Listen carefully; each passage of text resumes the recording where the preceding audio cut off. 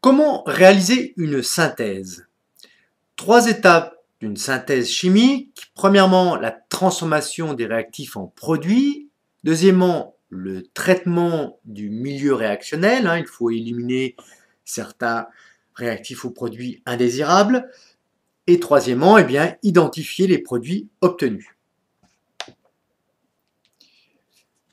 La transformation des réactifs en produits. Première étape de la synthèse. Dans cette étape, on mélange les réactifs qui sont les espèces chimiques à faire réagir pour obtenir le produit désiré.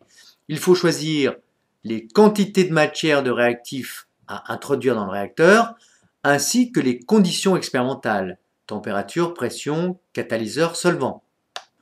On appelle ce montage à reflux car les réactifs et produits qui montent dans cette colonne se recondensent et refluent, c'est-à-dire retournent dans le ballon.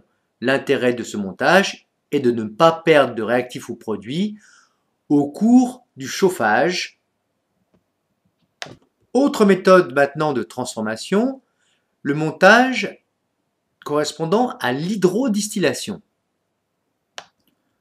On place le mélange réactionnel dans un ballon que l'on chauffe.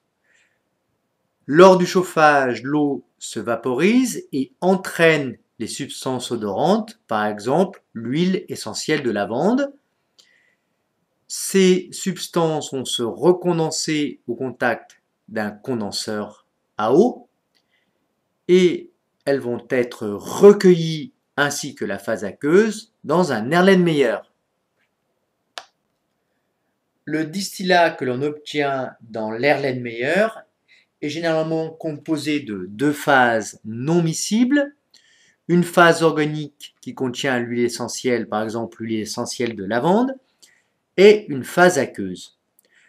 Ces deux phases, dans le cas de cet exemple, sont séparées évidemment, elles ont des densités différentes. La phase supérieure est celle qui a la densité la plus faible, c'est-à-dire celle qui contient l'huile essentielle. Sa densité est de 0,9.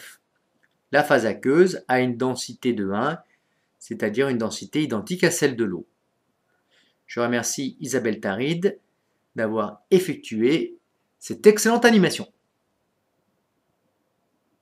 En résumé, au cours d'une hydrodistillation, les réactifs se trouvent en solution aqueuse. Lors du chauffage, les molécules d'eau se vaporisent, entraînant le ou les produits de la réaction vers la tête de la colonne de distillation.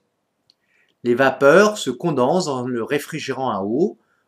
On récupère dans l'Erlenmeyer deux phases, une phase organique qui contient les produits à récupérer, une phase aqueuse qu'on doit éliminer. On utilise ce type de montage pour produire des huiles essentielles, comme par exemple l'huile essentielle de rose ou de lavande.